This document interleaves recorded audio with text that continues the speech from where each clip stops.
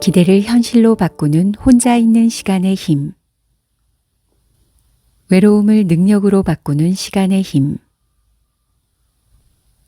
이 책은 혼자서 무엇을 어떻게 해야 할지 모르겠다는 사람을 위해 쓰였다. 특히 견디기 어려웠던 외로움을 즐겁고 생산적인 고독으로 바꿔가는데도 도움이 될 만한 내용들을 담았다. 하지만 혼자 있는 시간의 중요성을 알면서도 불안해할 수 있다. 느긋하게 혼자만의 시간을 가지다가 경쟁에서 뒤처지는 건 아닐까? 안 그래도 해야 할 일이 많은데 나만의 시간까지 가지면 더 바빠지는 건 아닐까? 달라이 라마의 말에 답이 있다. 진정으로 원하는 일을 위해 특별히 시간을 내지 않는다면 늘 해야 할 일이 넘칠 것이다. 늘 바쁠 것이다.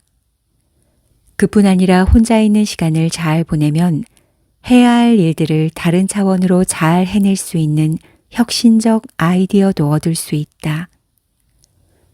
외로움이든 고독이든 혼자 있는 시간은 나의 깊이와 개성이 숙성되는 시간이다.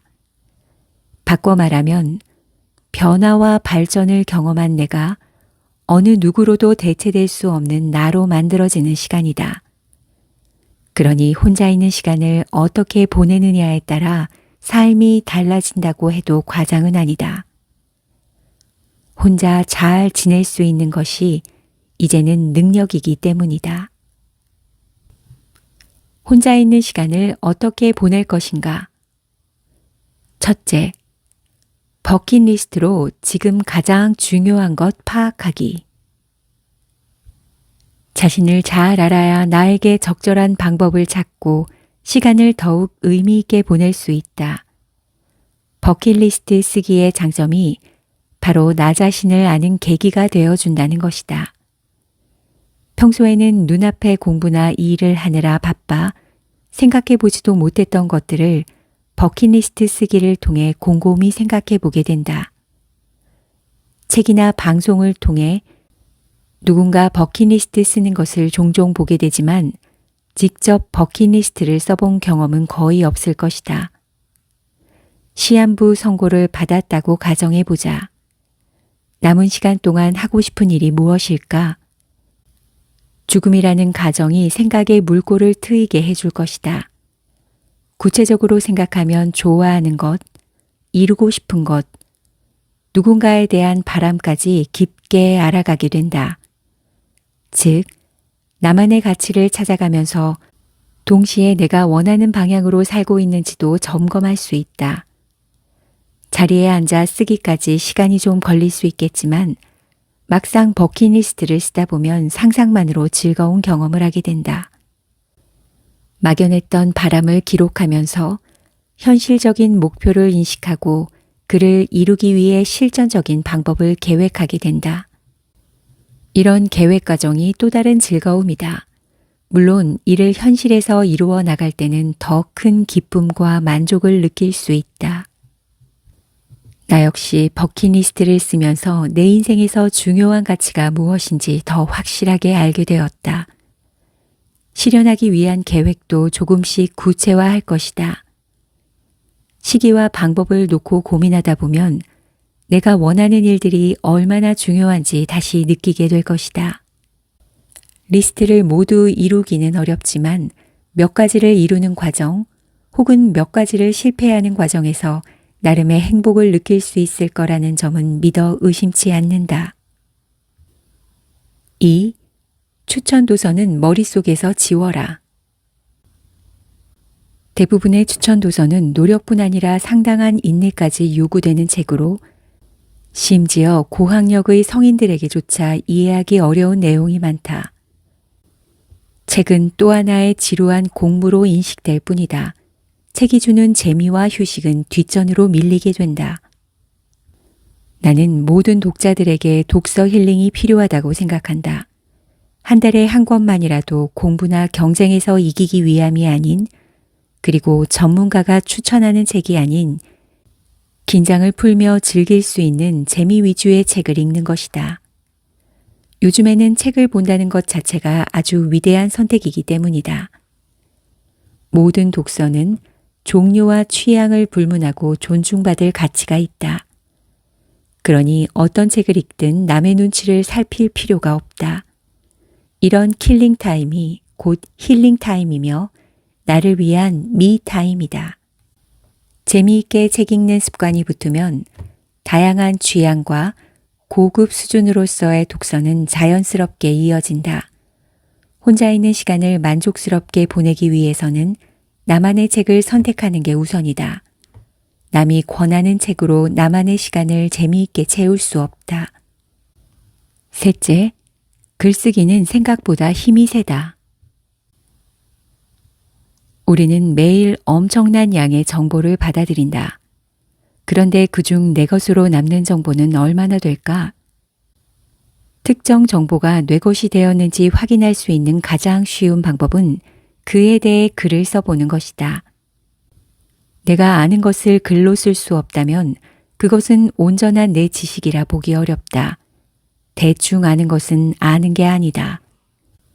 글쓰기 스타일을 요약하면 5가지로 정리할 수 있다. 첫 번째, 너무 잘 쓰려고 하지 않는다. 두 번째, 간결하게 쓴다. 세 번째, 한 가지 주제에 집중한다. 네 번째, 책 내용과 자신의 이야기를 부드럽게 엮는다. 다섯 번째, 색다른 관점에서 상상력을 펼쳐본다. 글 쓰는 과정을 통해 혼자 있는 시간이 숙성된다.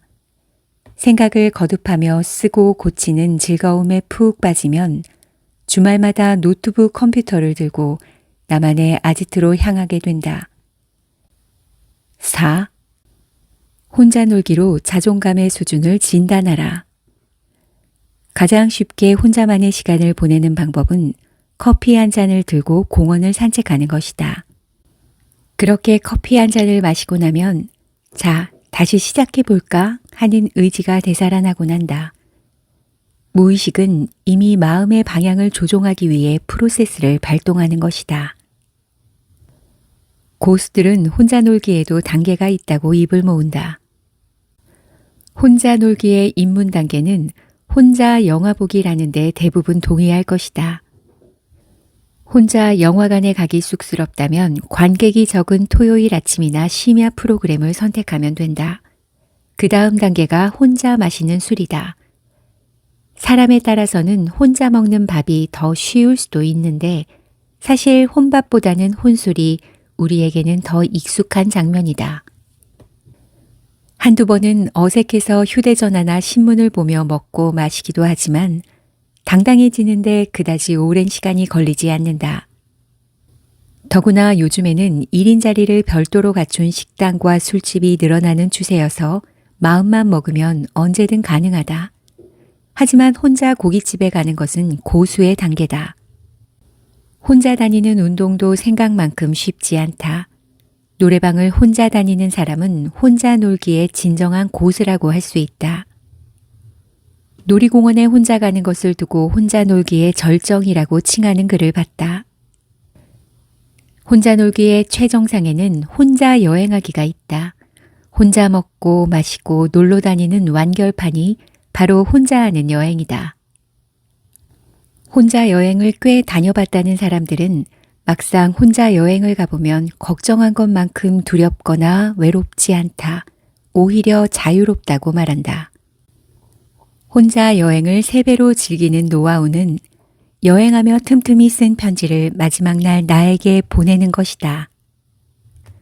여행지에서 발송된 편지를 받으면 다시 한번 그때의 즐거움을 떠올릴 수 있어 감동이 애프터 서비스 될 것이다. 나도 혼자서 무언가를 하는 게 어색했던 시절에는 카페에서 혼자 있는 사람을 보면 같이 올 친구가 없나 하고 생각했던 적이 있다. 자주 혼자 있는 사람은 청승맞고 외로운 사람 혹은 문제가 있는 사람으로 판단되기도 했다. 물론 편견일 뿐이다.